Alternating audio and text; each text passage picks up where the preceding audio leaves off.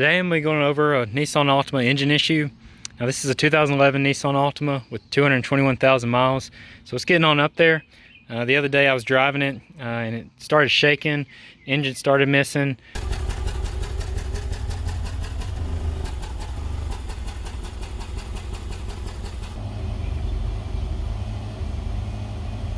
But it's getting really rough. I barely made it home. So I went home, plugged up my code reader. These things are great if you don't have one, but it came up with a P0303 cylinder 3 misfire. So I opened up the engine, took this off, started checking my spark plugs, my coils. That was my first option. When I did, I pulled out coil number 1 and it was full of oil. So what that told me was I probably got a leaky valve cover, a bad valve cover gasket. So in this video I'm going to be taking off the valve cover, replacing it, show you how to do that, and we'll see if it fixes my issue. All right, first thing I'm going to do is take off this cover, just using the Allen key for that. And just pick this up. With the cover off, we can see our engine here, 4-cylinder engine. I got 4 coils right here, 4 spark plugs. I'm going to take off the first one and show you my issue here. Disconnect your coil right here. Just push down on that tab, pull out. The coil itself is attached with a 10 millimeter screw. So when I pull this, you can tell it's just full of oil. So it's all the way up to the top of the oil. So this spark plug here in this cylinder is not getting any spark just because it's drowned out in oil.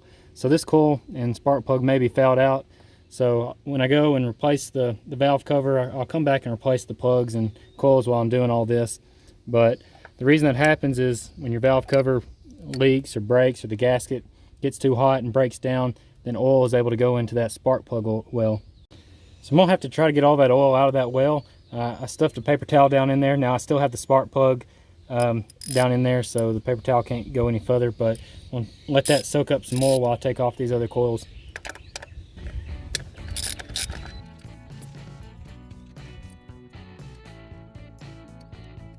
All right, let's see how cylinder number 2 looked. So it's pretty dry, looks all right. Cylinder number 3 is dry. Cylinder number 1 has maybe a little bit of oil, but even though I was getting a reading on cylinder number 3, it really could be any of these that causes a misfire and triggers that code. See what I was talking about a little better? Right here, there's oil around each one of these. And when that seal breaks down and gets hot, that oil will flow in and fill up these spark plug wells. Look down in there and you can see your spark plug. All right, the most difficult part of this is going to be taking off this motor mount. Unfortunately, it sits on top of the valve cover, so it has to be removed. You'll need to support the motor underneath. I got a jack right there. Stick it up under the oil pan. Put you a board there so it doesn't poke through the oil pan. But you're not going to jack up the engine, just have it there supporting so that we can pull off these mounts and it not go anywhere. The order you do it does kind of matter. First thing I would do would take this nut off on this bracket. Then I would come over here and take the bolt coming out of the strut. Then I would take off these 4. I believe these were 16 millimeters. The nut was a 18 millimeter. And then once you have that done, you could take this bracket off completely, remove it. And then you can come through and get your 14 millimeter bolts.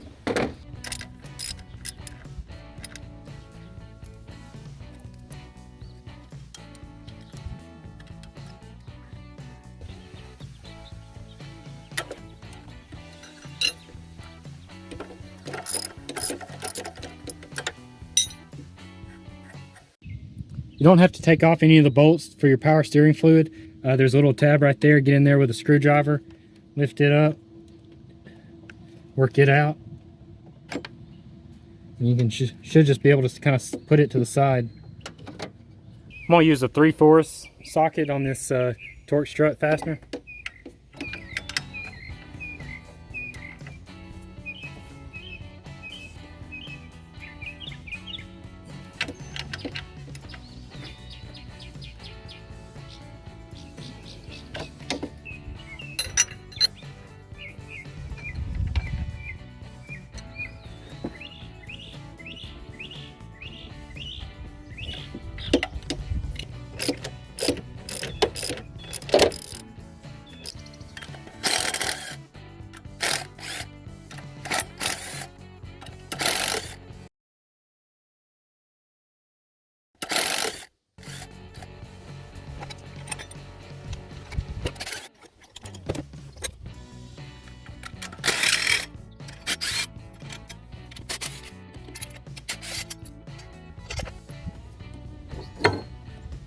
So now that I've done that, all my bolts are separated. I should be able to take this motor mount completely off of the engine.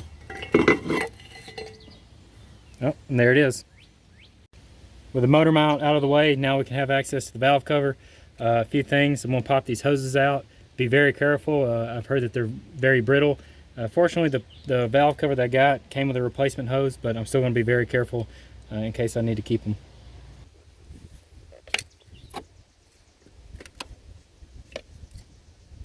All right, next thing, now I have a set of 10mm screws are going around, so I'm just going to work my way around and undo those.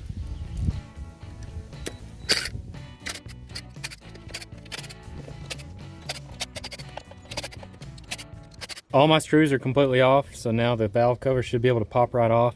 You may have to get something and pry it up, work it out. That gasket's probably melted in there, so I'm going to get in the corners and just gently kind of pop each side up. I don't want to do it up here because I got to be real careful not to get anything down in the engine, all this dirt and stuff. It may be good to go ahead and clean it up, wipe some of this real bad places around here so none of that grime gets down into the engine.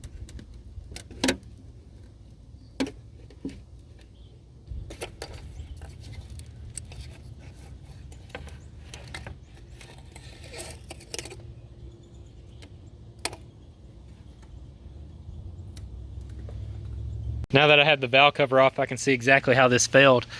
So like I mentioned, you have these gaskets here. The gasket itself looked okay, but if I look at cylinder number 1, look up closely, you can see a big large crack. So right here, and this right here is how oil was getting down into the spark plug well, and it was fouling it out, preventing spark. The valve cover off, before I put the new one on, I'm gonna go around and clean the edge of it. I got a little plastic putty knife here and get all this away from the inside, wipe it clean. There's some old gasket right here that I need to scrape away and get that off, but make sure to scrape away from the engine. New valve cover that I bought on Amazon. Really impressed with the quality of it, especially for the price. It came with all the seals already installed. Don't try to buy the seals separately. Go ahead and just buy you a new valve cover if you're doing this, because these right here aren't interchangeable. You might can replace this gasket right here, but just go ahead and get you a new cover. This one came with a new hose, like I was mentioning. That one's pretty brittle on there, so I'm probably going to go ahead and replace it. Also came with screws and a oil cap. If you notice when you're removing and cleaning the surface, there was a little bit of gasket in the corners. I'm going to go back and put gasket back in. I got some just regular gasket material, liquid gasket. I'm going to go back and put right in those corners just because it was there before. Just a little dab.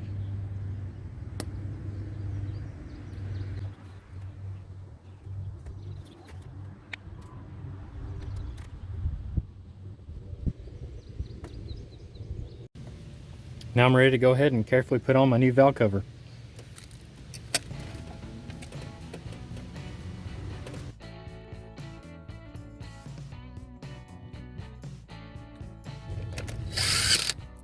The old valve cover said to torque this thing down to 1.96 to 2.94 Newton meters, but I don't know what that is in English, and I don't have a torque wrench, so I'm just going to get them all snug, kind of feel them like they were when they came out.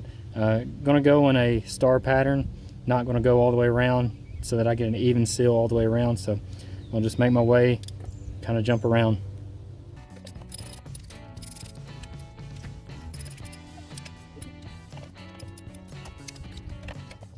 Since I have it all the way down to this stage, I'm going to go ahead and replace the plugs and the coils. Here's the plugs that I got. NGK, supposed to be pretty good. You will have to have an extension to get down into the well, so swap those out. When you go to put your new spark plug in, you want to check the gap with a feeler gauge. These for the Nissan Altima are supposed to be set at 0.044, so I'm going to run that till it stops, and it's right there at 0.044.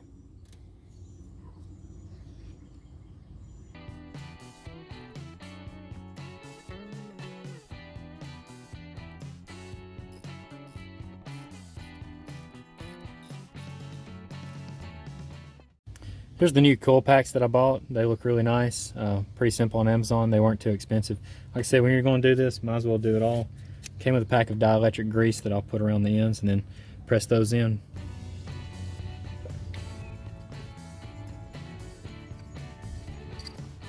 So now let's put everything back together and test it out.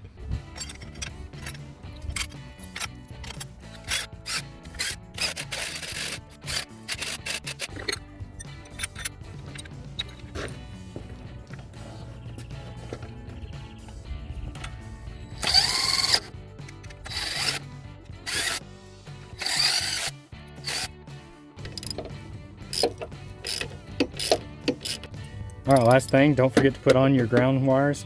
So we got to put those back on.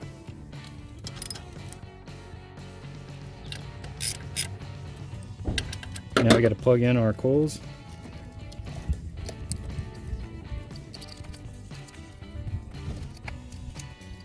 And don't forget to put in your bolts for the coils. Get everything put back together. The new valve cover looks really nice. The new coils look really clean. Really pleased with how everything turned out. The motor mount wasn't too difficult to put back on. I was a little worried just because it did shift a little bit when I dropped it, but as long as you have a jack under it, you can start using these bolts to pull it back into place. All right, so the moment we've all been waiting for, let's see if it fixed it.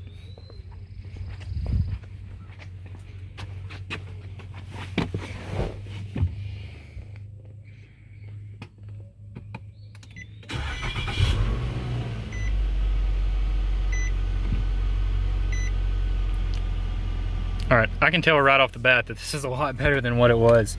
So it was misfiring, it was sounding really bad, it was missing, but now, I mean, I don't have a check engine light, I have a steady RPM, I mean, it's just humming. It sounds really, really good. So I'm really excited to solve this problem because I was almost wanting to scrap the car. It took me about 2.5 hours, but it's still worth it. I mean, for what the parts cost on Amazon, nothing like a new car. So really excited. If you have this problem, try this out. I mean, I've never done this before, and I think you could probably do this at your home just like I did. So let's take a look.